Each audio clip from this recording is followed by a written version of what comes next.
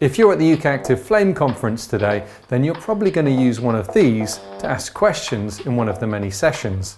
So, in this video, I'm going to share with you my top 7 tips to help you deliver questions with a microphone like a pro and to help you avoid some common mistakes.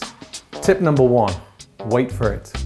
If speakers and presenters are using microphones, when it comes to questions, the audience will have to use a microphone too. So, if you've been selected to ask your question from the audience, make sure you wait until someone brings you the microphone before you start talking. Tip number 2, get a grip. The best way to hold the microphone is by the body of the microphone. Don't hold it by the cable end and don't hold it by the head. Placing your fingers over the foam or over the windshield at the top can create feedback, which will give you a nasty surprise. Tip number 3, position the mic. The correct way to position a mic when it comes to asking questions is to bring the microphone up to chin level so it sits out of the range of the mouth. If singers are using microphones, they'll bring the microphone directly in front of their mouth, but this is what you want to avoid, because when you ask questions, words with P's and B's cause puffs of air or plosives down the microphone, which make for uncomfortable listening. So bring the microphone down to chin level, pointing up to the ceiling and slightly towards you, out of the way of the mouth. Tip number 4, hands off. Once you've got the microphone in the right position, you want to switch this hand off. So try not to move it around too much, because when we do, we tend to get more into that action and start to move both hands at the same time. So if you're inexperienced at using a microphone, you may find yourself taking the mic away from your mouth and then back to the mouth. And of course, this will create a dip in volume or a surge in volume. So people will be distracted by that and not by the quality of your question. Tip number 5, talk to the target.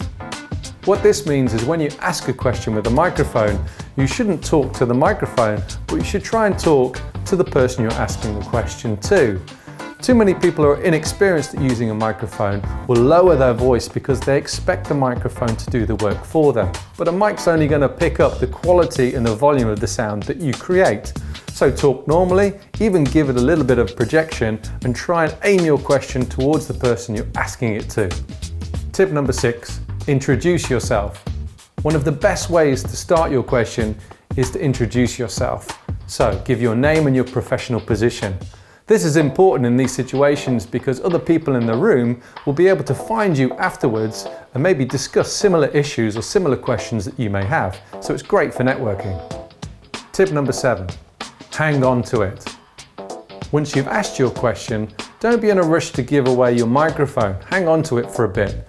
You never know, whoever you've asked the question to may have a question for you in return. So be prepared to continue that conversation or to clarify your point.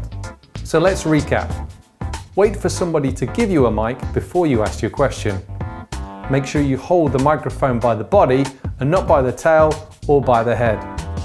Position the mic in line with the chin and away from the mouth so you don't get puffs of air down the microphone.